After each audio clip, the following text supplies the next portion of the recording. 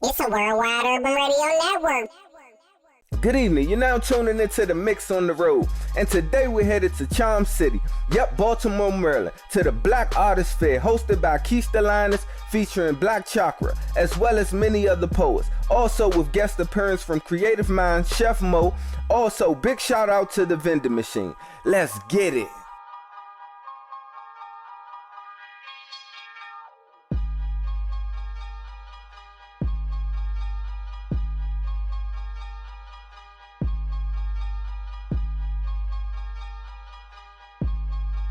What's going on, people? You tuned into The Mix. We live here in Baltimore, Maryland today for the Black Artist Open Mic.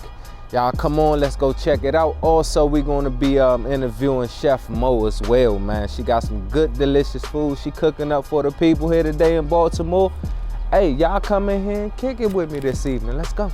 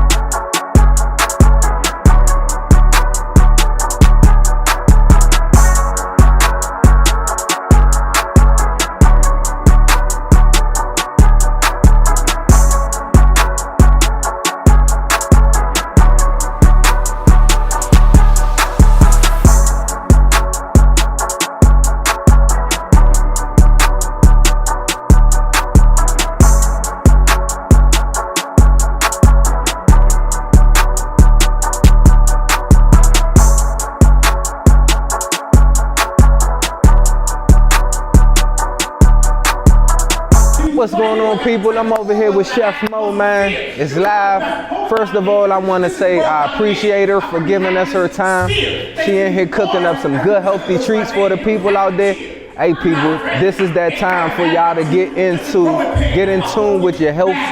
What's going on with yourself? Man, you want to live long, right? Get in tune with your health, man. Do the right things. What's going on, Chef Mo? Hey, Bo, how you doing? I'm good. I appreciate you once again for letting us come through and share your event and your delicious food. So first, I want to ask you, how did you get started in culinary? Well, for real, my brother's grandmother used to sit me on the counter when she would cook, and I just remember looking at her do everything. But like I told your father, I honestly feel like I've been here in another lifetime before as a chef, because it's been certain things that I do with food. I won't even taste it. Flavors, I'll bring flavors together, probably never even heard of the flavor until I came across it. But then when I put them together with what I think about in my head, it comes together and it be crazy good. Sometimes I'll be like, yo, did I just cook this? I'm gonna definitely get to try something as well. Oh, of course.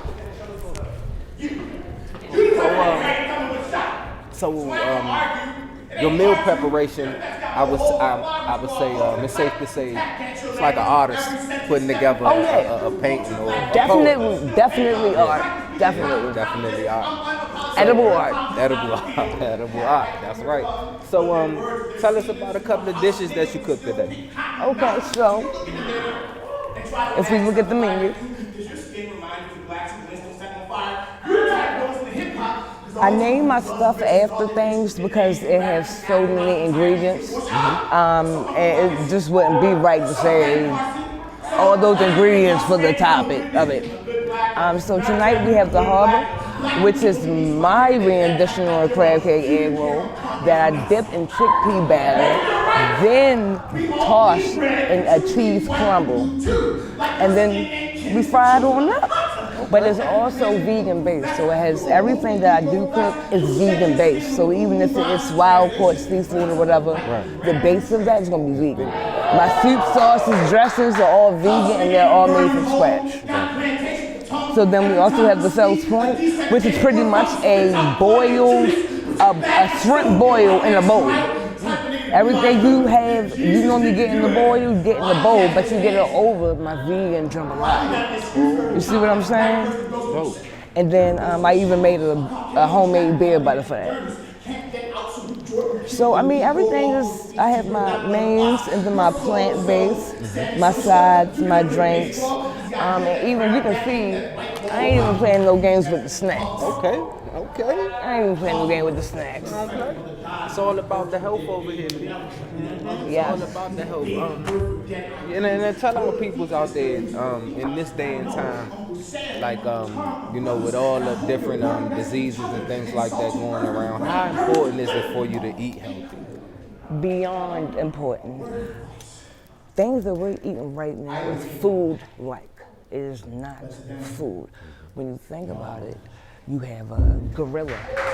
Where's the gorilla at? In the forest. In the forest.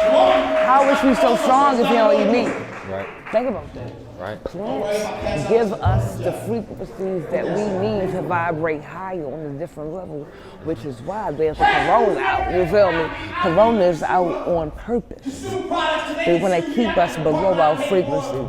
And don't necessarily call it disease, but dis-ease, because that's what your body is at, a dis-ease. You feel me? All right, people, she got to check on the food, y'all.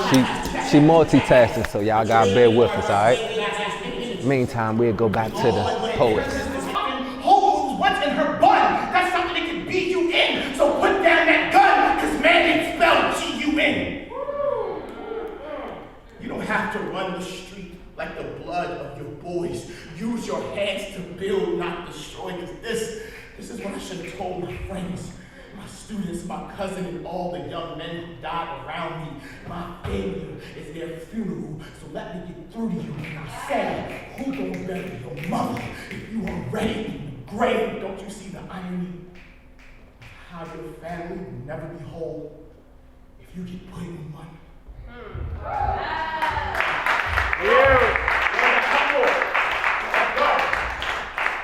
I like spirit dancing. Oh, I like spirit dancing. Ah. Good shit. Quick commercial break. No, I'm literally gonna do commercials. Ha! I just saved a bunch of money on my child support by switching to Trojan. 2, this is my impression of everybody in the poetry choir. No, I'm not gonna do it, man. I'm not gonna do it. I know y'all. So, what we got right here? Right here we have the harbor. This is loaded with lump crab meat, red bell peppers, Parmesan, and spinach. I be putting so much stuff and stuff, I be forgetting myself. Yeah, what's up, y'all? My name is Lee Fishy. Like I said, one multi-talented artist. I rap, I sing, I play.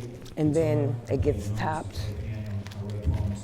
You want to follow me on Instagram? You can follow it. It's okay. I called it the harbor. The harbor. This is one of my main messages. That it is okay. It gets topped with my famous Island Obey. It's out of your control. Yo, shout out to all the artists that perform tonight. Can we make some noise for everybody? And Chipotle ranch. Now keep in mind, all my sauces are vegan. Because I've always been an unusual person. Sometimes it's hard Right there, because the world can make you feel like it's so Okay. hard that you can be I different. gave up. But it is okay to be different. It's okay Good. to be outside because we are the people who change. You're on the right world. path. If you like this song, I also do meal find preps shit, and all that, perform, and I right? actually bring my kitchen to you. No matter what you want, intimate, family outings, cookouts, whatever you need, I will come with you. We are the born hated, the born cursed, fallen angels. Outside And then you can't forget to top it off. wants to know there's something wrong with this world we're living. No matter how hard they try to force us, we'll never fit. I was born an outsider, ever five, 'cause I know I will always be an outsider everywhere. And I don't care if they call us the outsiders. Now try not to eat all of it from the forward. I'm trying to say the cameraman. Face me.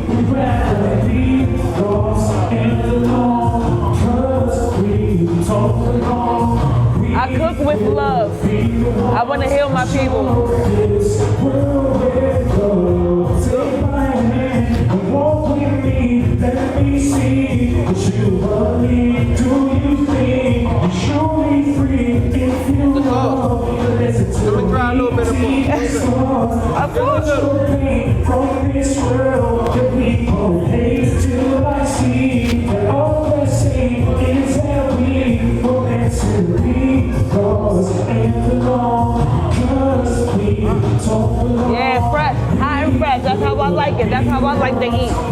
I can't stand food when it's warm. I don't mean no harm. But if something's supposed to be hot, give it to me hot. If something's supposed to be cold, give it to me cold. I will always be an outsider everywhere, and I don't care they call us the outsiders, cause this world's outsiders, ain't no love, the outsiders, cause they see we'd rather be lost and alone, cause we don't belong, Like, we will be the ones who show this world. They constantly order the same thing, which is why I like to switch up my menu so much, because black people have a habit of sticking to one thing and keeping that way. We need to open up, right? We need to open up our palate for flavors and everything. It's way more than nuts. Give me 1 second. You gotta come close. Okay, just let me know when you're ready, okay?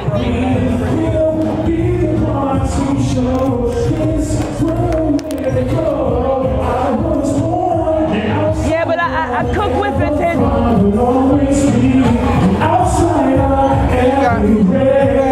Remember that don't eat healthy? Most of them. How do you try to, you know, put when you're cooking for them, do you try to put healthy things in the food that they don't know about? Oh yeah, yeah. I also incorporate my food with sea moss, elderberry, stuff like that. My name is Stephen Vinci, it's okay to be misunderstood. Peace and love. I wanted to start trying sea moss. How good is sea moss for you? Oh man, it is the best thing for us. It has, if I'm not mistaken, 100 or 99 minerals out of the 101 we need, you feel me? So, but when you add bladderwrack, that completes the whole mineral list. That gives you all the 101 minerals you need. So it is the best. Normally you take like 1 to 2 tablespoons every day. Yeah. Now, so I need y'all to make some noise right now for Nick. Goodness, you go through dialysis, right? So what do you eat to help you out? You know, like because my dad's on dialysis as well. So I mean I wouldn't say he a healthy eater like you, but you know, I guess he tried, but you know, with some things I maybe could tell him to. So I don't necessarily eat anything that targets the healing of kidneys yet. I actually have an appointment with a holistic doctor Monday, and we're gonna go over some things because I don't know everything. I'm still learning. But I just eat more vegetables, and I don't eat meat at all. At all? Not even crab? I eat like crab and seafood here and there, but I don't eat meat. You good? Probably like a big pan Okay, we gonna talk. I'm definitely gonna. We definitely gonna talk. I'm thinking about it. Brittany's going to cook this thing, and then I'm gonna do something. So you just do like a big pan of them. Okay. And I just buy the whole pan. I got you. What about his appetizer? Okay. All right, boo. There you go, Chef Mo. She getting them orders in, man. She getting them orders in. Hey, you know, I'm so glad you got me here.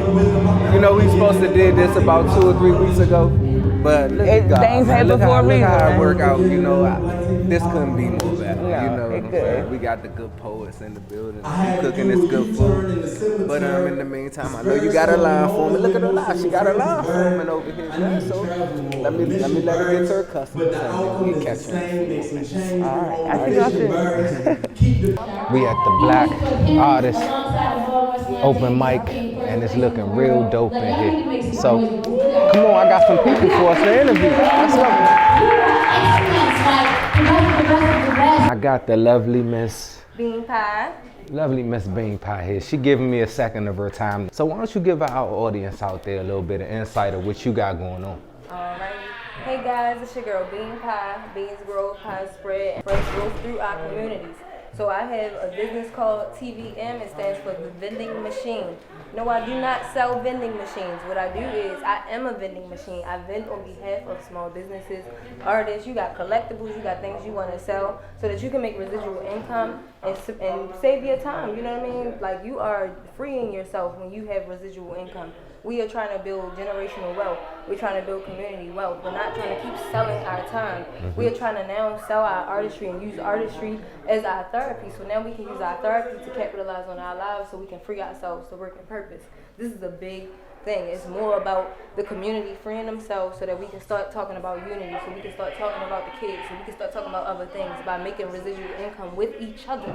So it's a business that's rooted in vending for other businesses. It's a business rooted in growing other businesses. So if you have a business, you want to know how to market it, let's talk. You got a business, you need some time to yourself, you don't have the time, you got your kids, you can't vend, let's talk, I got you. And I also do packages, so definitely. If you're about the community growing as well, hit me up because we can talk about things that we can do for the kids. I would love to teach the kids and mentor the kids on vending and starting their own businesses. So let's work together. Hey, that's dope. I like what you got going on. I think it's real important these days for our kids to learn about money, opening businesses, investing, and all things like that. How did you get your start in doing what you do? So I actually started by coming into the community. When I first came into the community, I wanted to be an A&R agent because I love artists. And I noticed that artists weren't making capital on their artistry, and they needed like shows, they needed gigs and things. That wasn't really my niche because I really wanted to help people grow. So then I started artist management, then I started event curation, then I started business growth and performance. Then I left the scene, I went and got my mental health together, and I realized that's one of the biggest issues in our communities. We do not leave the scene to get our mental health together. So I started a business to help people leave the scene to get their mental health together, but I realized this business can help other people in multiple ways. It's not only people leaving the scene. Some people need, they need to use that same amount of time to vend at 2 events. So I'm another body in their business to help their business perform. And that's another thing. We have been deteriorating ourselves, trying to do it ourselves, and we are a community. We are not alone. There are businesses running that you can partner with, and you work smart and not hard. So it's just another way to shift the paradigms, because that's another thing I like to do. I like to shift paradigms, and it comes with programs, it comes with action, it comes with showing people that there's another way. You can keep telling people, oh, you can do it this way, you can do it that way. They don't want to hear about nothing you're talking about unless they know what you care about and what you know. They want to see you put your foot on that concrete and walk before you telling them how to walk. So this is me telling you, you can walk, and I'm going to walk with you. We're going to cane it out. You my cane, I'm your cane. We're going to do it leg to leg, but we're going to do it. And it's possible as a community. I don't want to hear no more. We can't do this. My business never sell. I can't make no money. I can't get out there. It's businesses doing it, and we can all do it together. So really, let's do it together. That's what's up. So tell the people out there how they can reach you and, get down with your movement and what you got going on. You guys can reach me on Instagram at the.vendingmachine.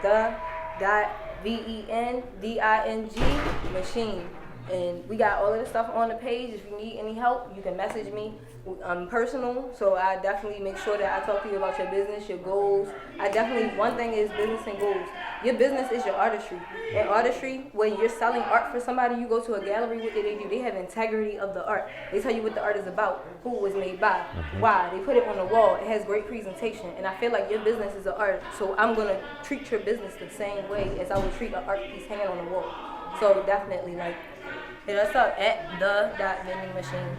Hey, there you have it, at the vending machine, people. Y'all get locked in, man. I appreciate you for giving us I appreciate you for giving us the time. I appreciate you guys for the time and the opportunity to reach my community, because that's really what it's about. Of course. Big salute. Peace. All right. Our taxes are the one that's still living. That don't make sense. And if I don't make sense, I'm not a man. My masculinity got a dollar sign attached to it like a Cash App name. Weird. Hey, yo. Because I've never been Venmo love. I can't pay pals when the streets only pay for pals. So I gotta rob Peter to pay Paul, pay Peter to pay God, because even heaven costs. But I got the point. place, thank God. Don't like rich people. He don't like the poor ones either. I'm as poor as Jesus. Every month I perform miracle to keep my funds in order, walk on the ocean of debt, spit so much poems for money, my mouth is a collection plate. But if these words aren't for mass, aren't for cash, aren't I still the prophet? Trust in God, and God I trust. It's hard to trust in God, but he ain't add nothing to my trust. How is it that I ain't worth a dime when there was a time when my skin was the currency, so money don't grow on trees, it just hangs from me?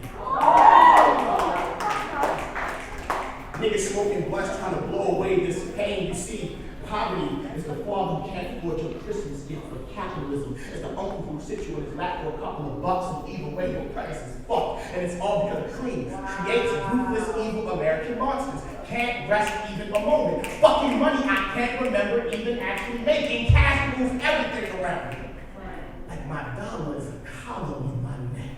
And unlike a bill, it ain't no change for that. Let's go. Let's go. Let's go.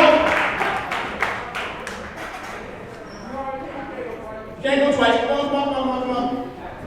Let the spirit choose. Let the spirit choose. Let's go. What it say? Oh, I'm gonna turn your mic off real quick. What it say?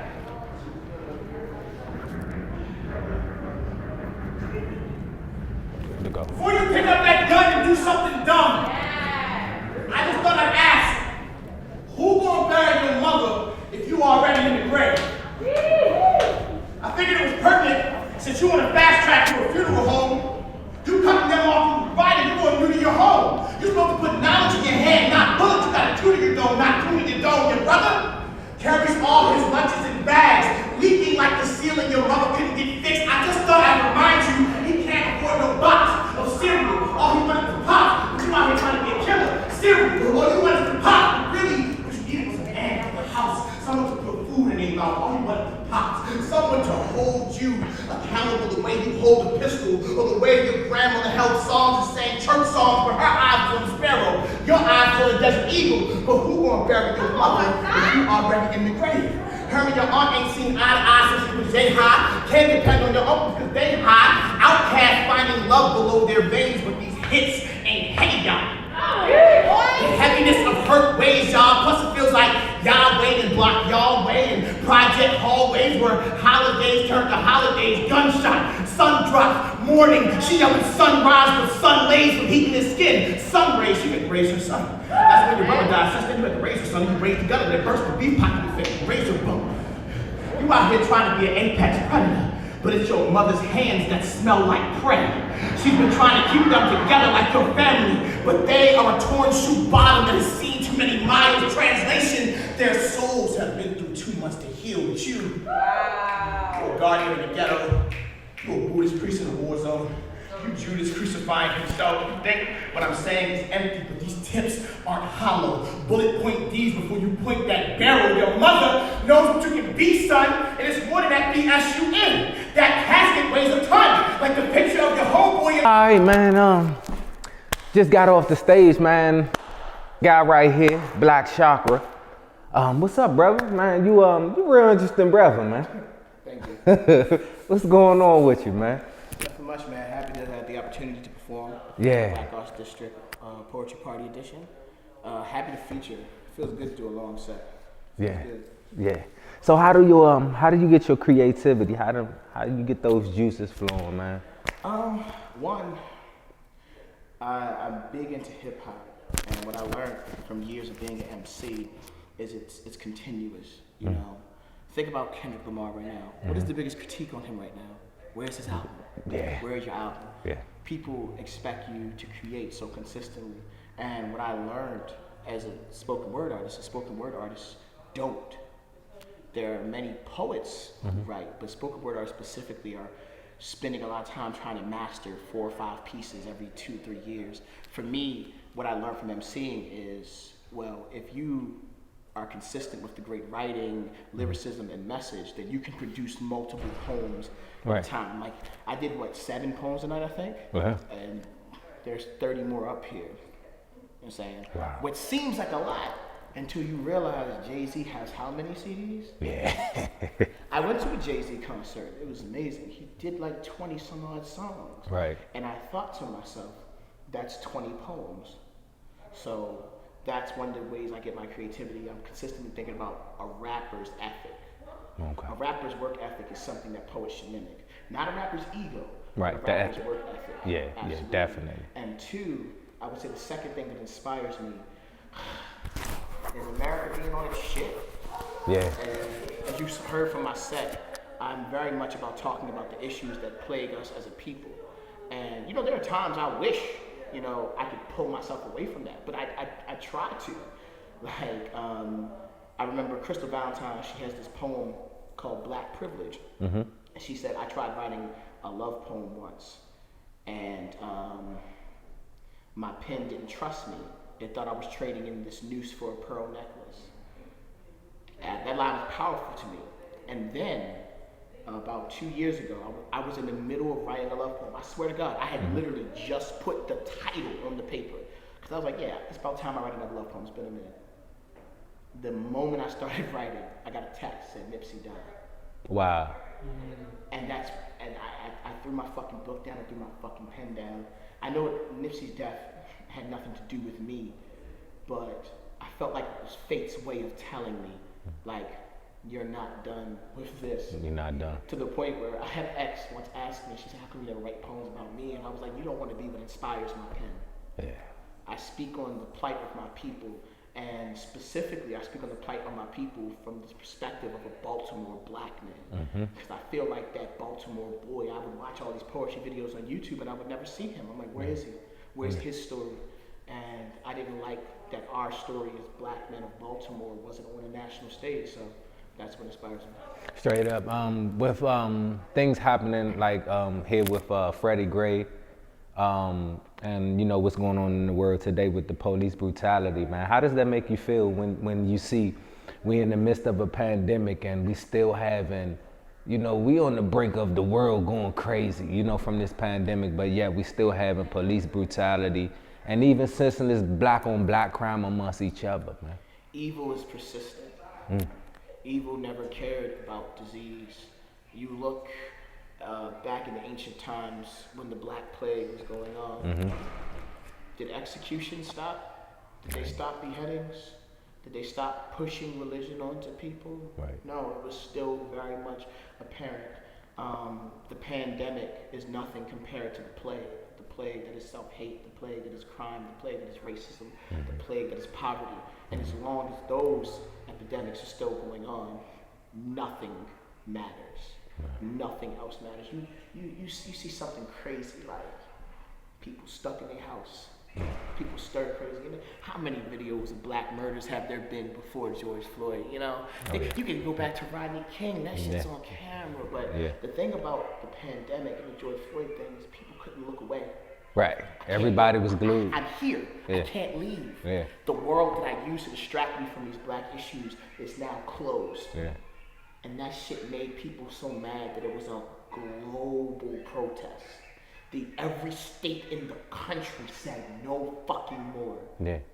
So I think it's sick, but you know, racism, hatred, crime, white supremacy is the disease that has been persistent for all these years.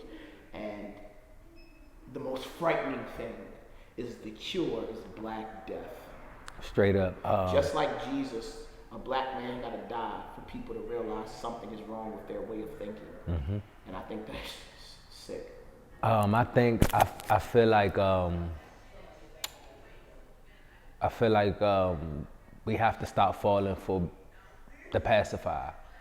You know, they give us, you know, things going like these police brutality and things like that. They give us pacifiers. They give us a couple of blocks that's painted Black Lives Matter, you know, and we go home and feel like we have a victory.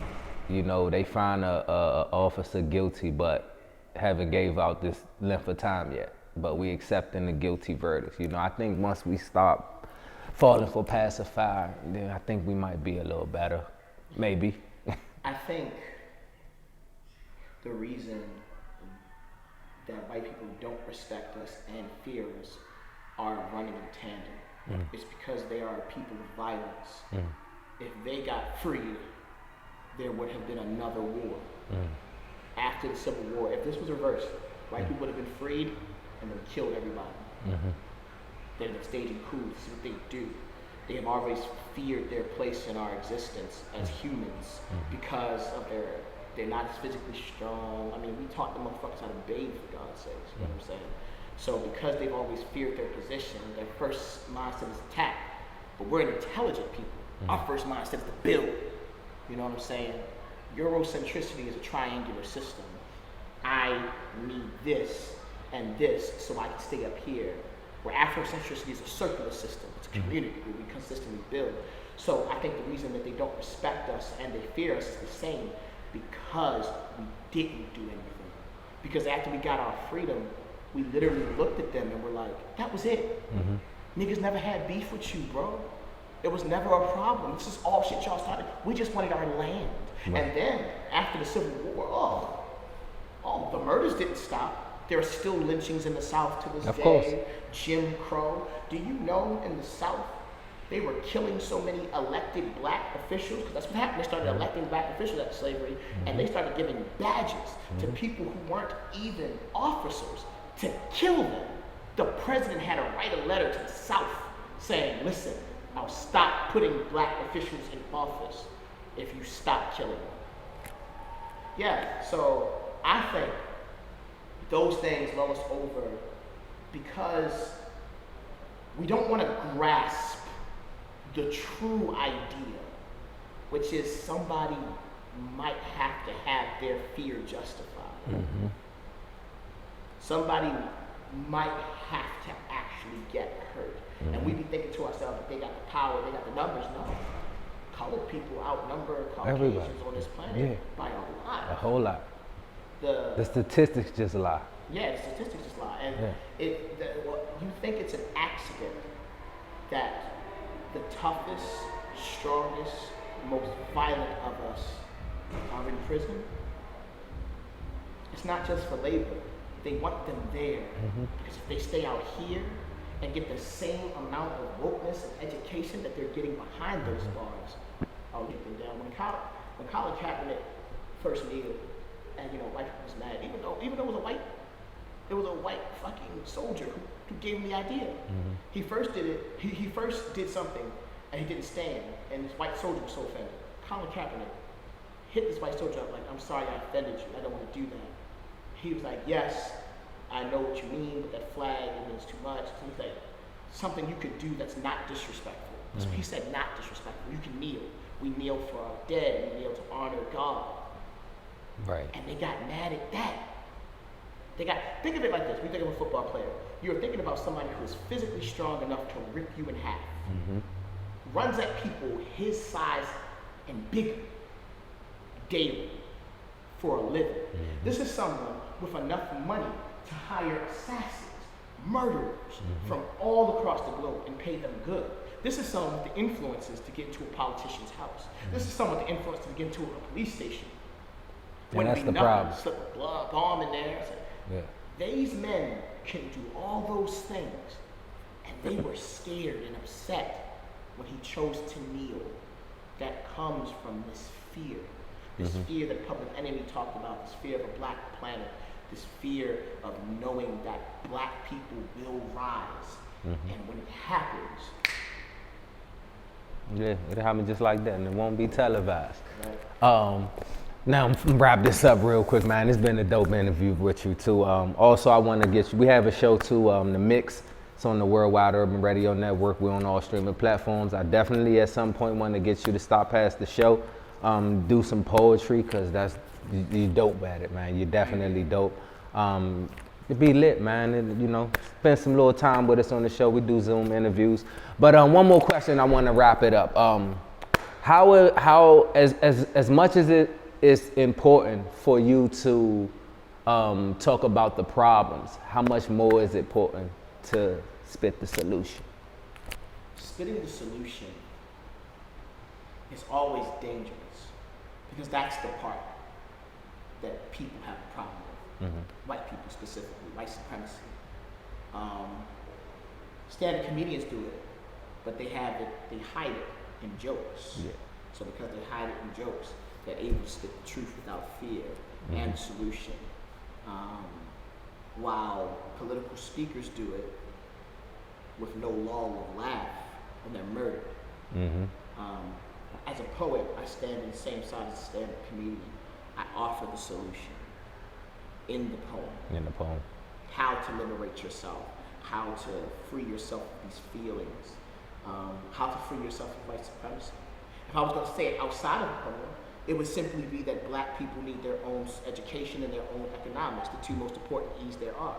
Because if we learned our money and controlled our money, then no one could take it from us. Facts. And if we had our education, so our children aren't learning that they were nothing, they were learning that they were something, they know that they're worth the money that they've been learning to take care of. Education and economics are those two important E's. We raise people's awareness of their economic abilities.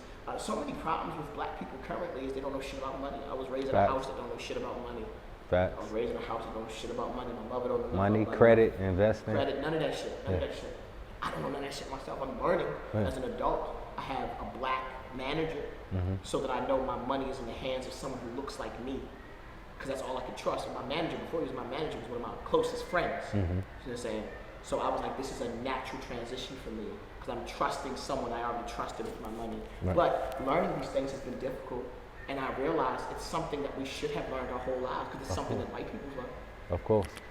And education is so extremely important because when you are indoctrinated with an idea that you were nothing, you are slave. Like black history starts with slavery, ends with civil rights. Civil rights, That's right. it. Right. Muhammad Ali is black history.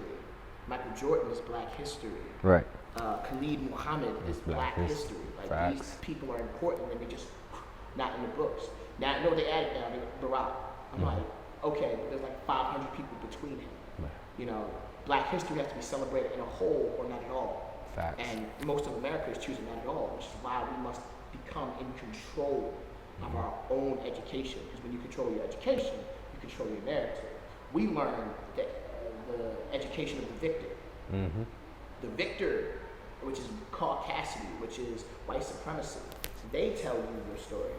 That's not your story, it's his story. It's his story. That's why it's called history. Exactly, that's why. It's not yours. Yeah, it's his. Your story ain't been told yet. Your story don't look like that. I challenged a teacher in the classroom. I was an additional assistant. I was working with one of the special needs children in the room, and he was teaching. It was Black History Month. I said, I'm sorry to interrupt this lesson, but it's like 2 weeks into Black History Month. They haven't said shit about Black history. And I challenged his Black history knowledge. And he couldn't answer a question. And the students was like, Dad, Mr. Such and Such, how he got you on all this stuff? He just looked, and I said, because he learned his story. Yeah. He learned his story. He don't know Not yours. yours. That's the fucking problem. Too many people are standing in front of you that don't know shit about you.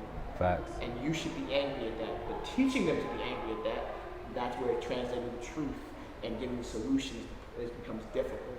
But we are a people of rhythm, the drums, the rhyme. This has always been the way. Sound of the jungle. This is how we share the story. So giving the truth through poetry allows people to digest the rhythm and then digest the truth unknowingly. That's what's up. Hey people, there you have it, man. The mix live in the street, man. We sitting down right here with Black Chakra, man. I appreciate you, brother. Thank you. Definitely, man. We definitely got to have you on the show, man, and do this again.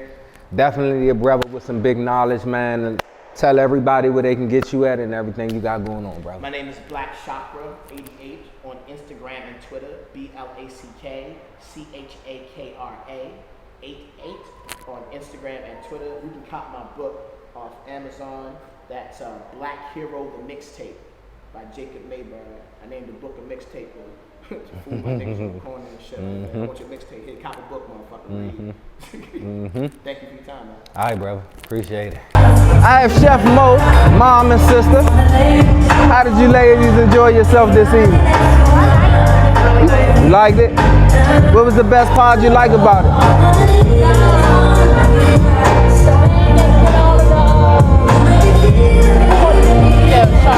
Chakra. Yeah, he's dope. How you enjoy the food? You enjoy the food? I know you're proud of your daughter. I know you're proud of your sister.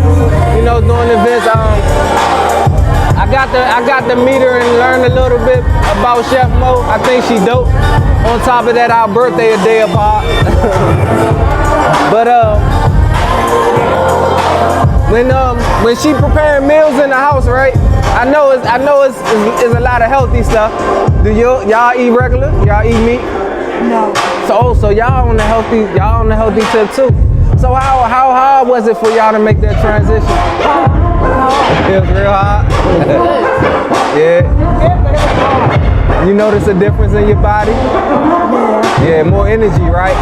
Yeah. I stopped eating meat about 5 years ago, and I have so much energy. Oh man, it's amazing. It's amazing. Anything y'all want to say to the people out there, or to your sister on the camera, or your daughter?